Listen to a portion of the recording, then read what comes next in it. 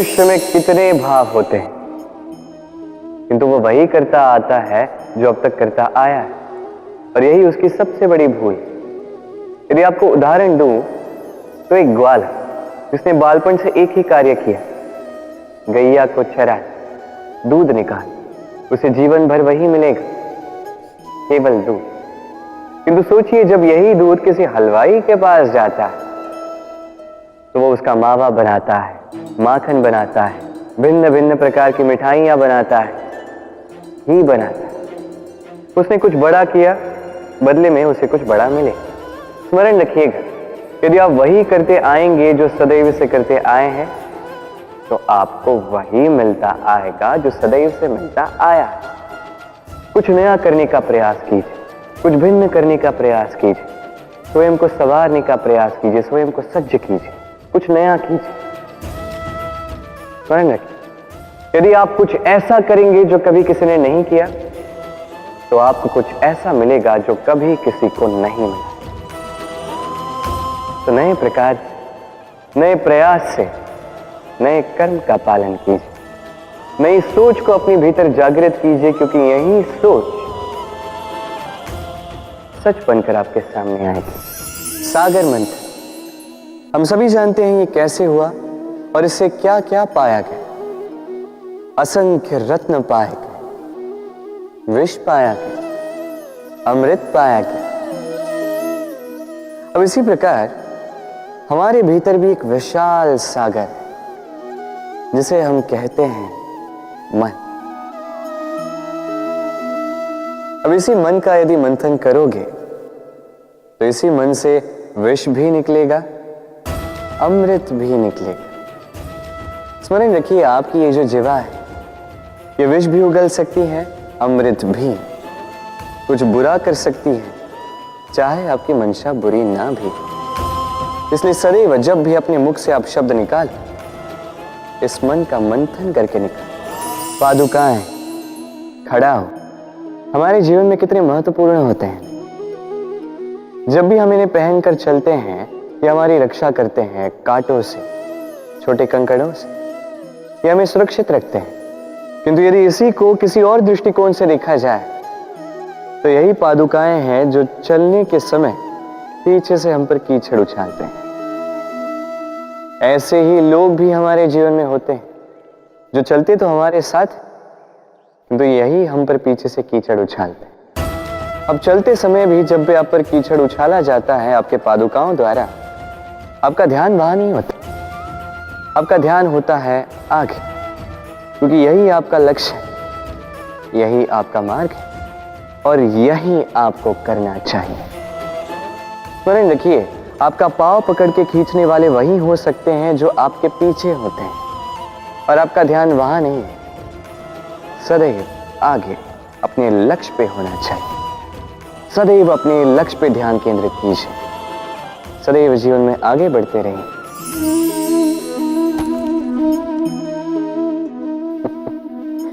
क्या आपने कभी किसी वृक्ष पर पत्थर फेंके हैं?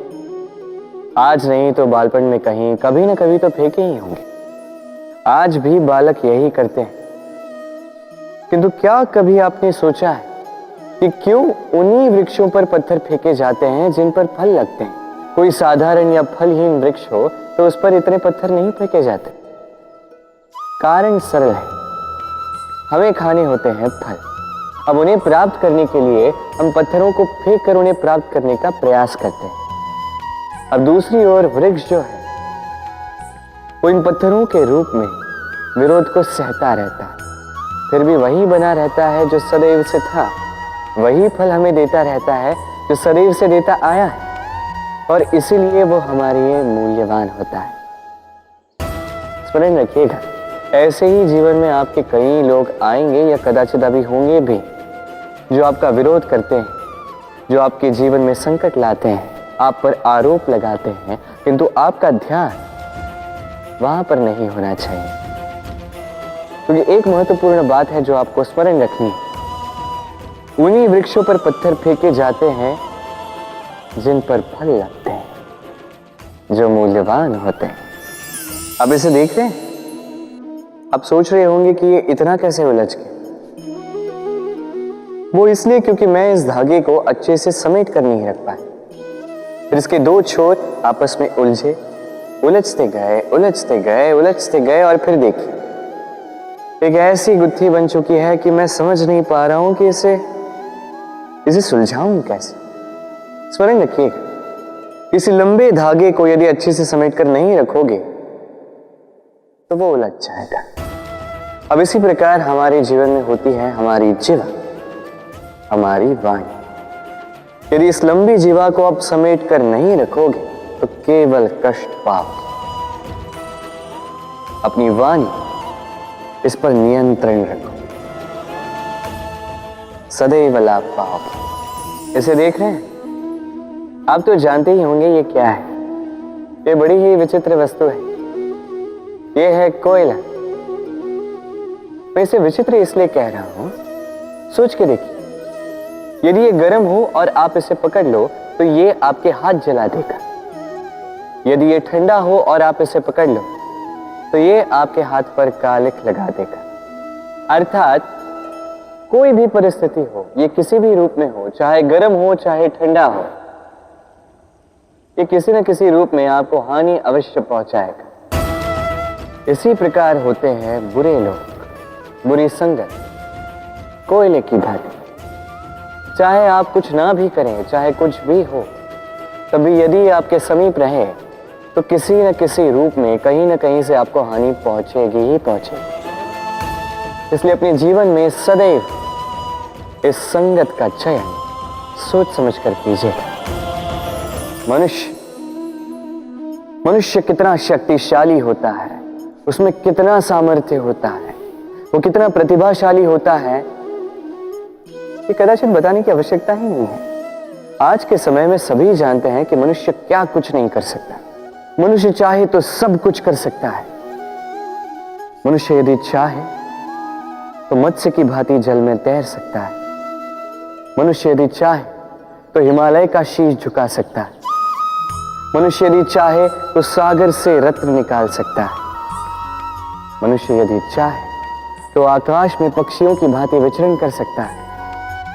मनुष्य चाहे तो सब कुछ पा सकता है। ज्ञान, संपत्ति, परिवार, सफलता, सब कुछ।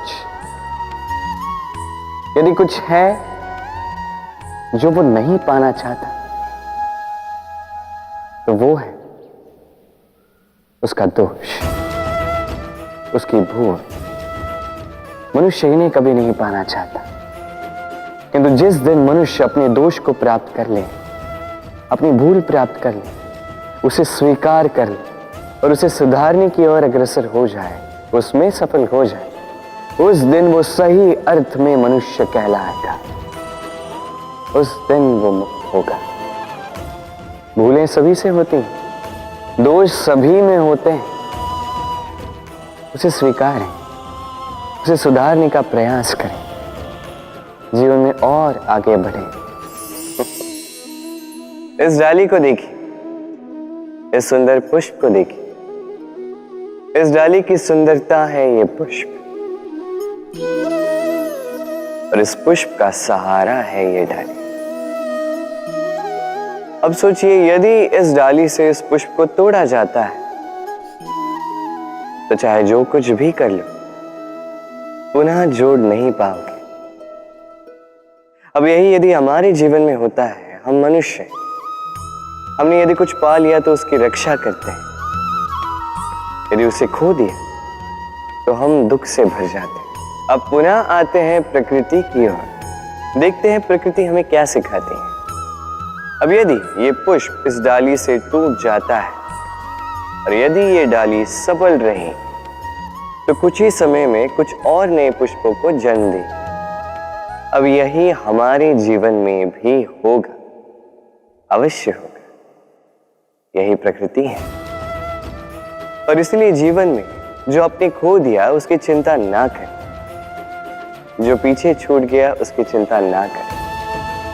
भविष्य में जिसे आप संवार कर रख सकते हैं, संभाल के रख सकते हैं, उस पर ध्यान केंद्रित कीजिए।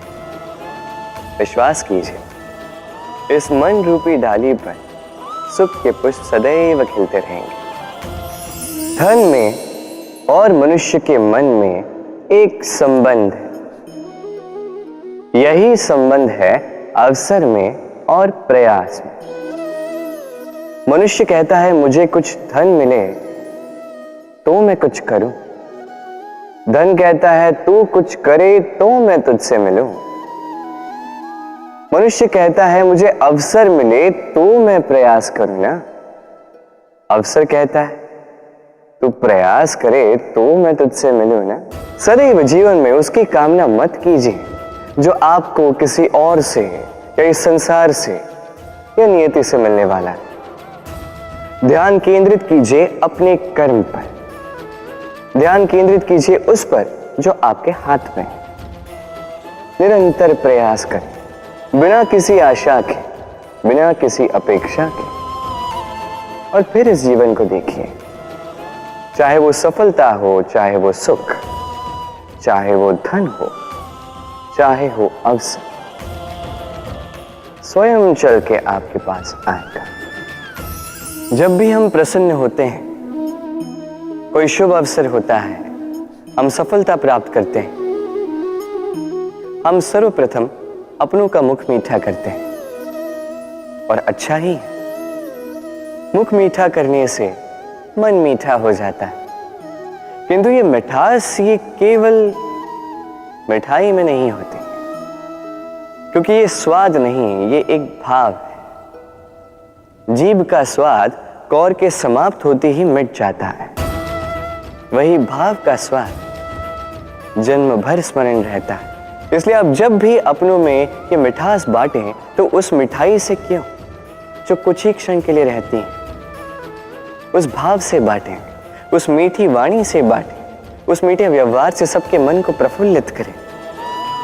लोग जीवन भर स्मरण रखेंगे। ना रहेगी कोई कटुता, ना रहेगी कोई शत्रुता।